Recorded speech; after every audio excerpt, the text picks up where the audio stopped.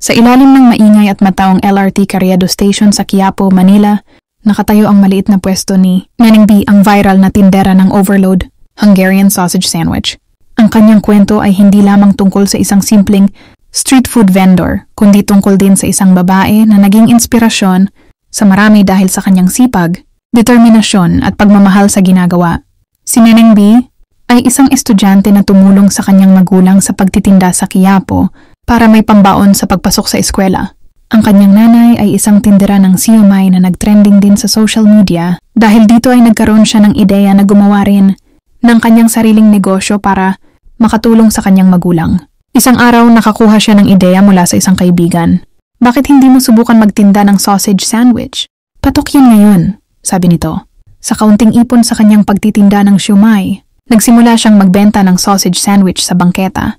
Naging hamon ng pakikipaglaban sa mga lokal na awtoridad, ulan, init ng araw at ang kawalan ng tiwala sa sarili, ngunit nagpatuloy siya. Hindi sapat para kay Neneng na maging ordinaryo ang kanyang produkto. Gusto niyang bigyan ng kakaibang twist ang kanyang sausage sandwich.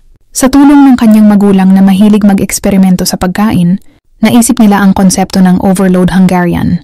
Nilagyan nila ito ng maraming toppings, cheese, hot sauce, maraming cheese, mayonnaise na cheese flavor at lettuce. Ang resulta, isang sandwich na hindi lang masarap kundi sulit sa presyo. Sa presyong 50 pesos, marami ang natuwa sa kalidad at dami ng laman ng kanyang produkto. Nagsimulang pumila ang mga tao sa pwesto niya at unti-unti, kumalat ang balita tungkol kay Neneng B at sa kanyang overload Hungarian sausages. Isang araw, may isang food vlogger na nagkataong dumaan sa Carriedo. Napansin niya ang mahabang pila sa pwesto ni Neneng B at na-curious siya. Ipinakita ni Neneng ang kanyang proseso ng paggawa ng overload Hungarian na may kasamang kwento ng kanyang buhay. Napahanga ang vlogger sa kwento at sa lasa ng kanyang sandwich, kaya't ini-upload niya ito sa social media. Sa loob ng ilang araw, nag-viral ang video. Dumami ang mga customer ni Neneng, hindi lang mula sa Quiapo, kundi mula rin sa iba't ibang bahagi ng Maynila. Ang dating tahimik na pwesto ay biglang naging isa sa mga pinakapuntahang lugar sa Carriedo. Ang tagumpay ni Neneng B ay hindi lang para sa kanya kundi para rin sa kanyang pamilya. Higit pa rito, naging inspirasyon si Neneng B sa mga taong nawawalan ng pag-asa. Pinakita niya na sa sipag at tiyaga at malasakit sa ginagawa. Kahit ang pinakamaliit na negosyo ay pwedeng magtagumpay. Tuwing gabi bago isara ang kanyang pwesto, madalas siyang titigil sandali at titignan ang mga taong masayang kumakain ng kanyang overload Hungarian. Sa mga pagkakataong iyon, nararamdaman niya ang tunay na kahulugan ng tagumpay, hindi lang sa kita kundi sa pag-alala kung saan siya nagsimula.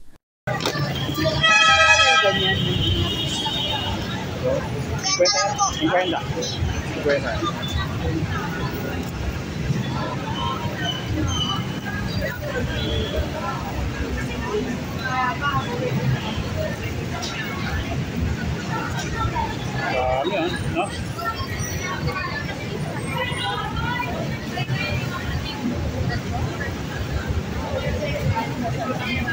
Cheese na lang. Pray to God that don't nobody miss. Keep it strong in case anyone gets it. Right around. 50 lang po.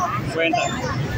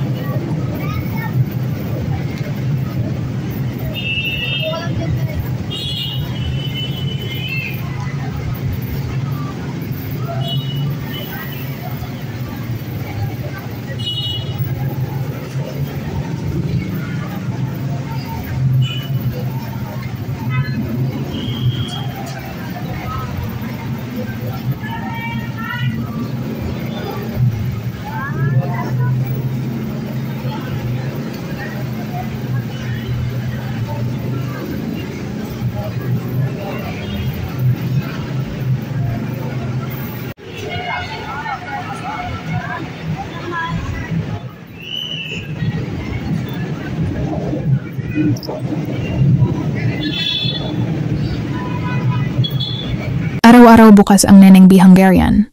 Sausages simula alas 12 ng tanghali hanggang sa maubos ang kanilang paninda. Makikita natin dito na napakahaba lagi ng pila ng mga tao. Simula ng kanilang pagbukas ng paninda ay marami na naka-abang para umorder ng Hungariani overload ni Neneng B. Sa simula, ng alas 12 ng tanghali, daang-daang piraso ng Hungarian sausages ang kanilang nabebenta. Malalaking mga sausages o hotdog ang kanilang tinda. Nilalagyan pa ito ng napakaraming toppings, gaya ng cheese na nag-uumapaw sa dami nilalagyan. Dinito ng mayonnaise at ketchup at lettuce, na siyang lalong nagpapasarap sa Hungarian sausages ni Neneng B. Sulit, talaga kumain dito. Halimbawa kung galing ka sa Quiapo Church, pwedeng mong daanan ng Neneng B at kumain ng kanilang masarap na Hungarian sausages. Kung nagustuhan mo ang video na ito ay mag-like, subscribe, follow at pakishare na rin po. Maraming salamat po. Ako po si Ann, ang inyong travel vlogger.